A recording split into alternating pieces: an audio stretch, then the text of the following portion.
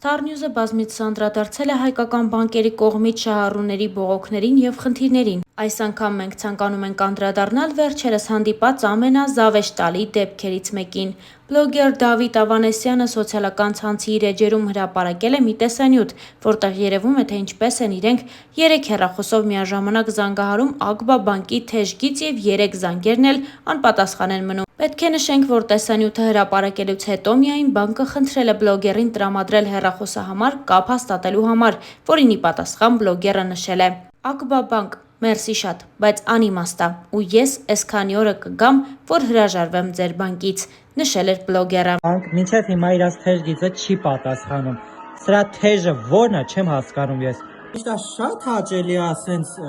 լսել էլի սիմֆոնիկ նվագախումբա ինչ գրողը սա, բայց ինչքան, հիմա իմ բանկային քարտը որ գողացել են, ես զանգում եմ, չեմ պատասխանում, ես ինչ պետք է անեմ։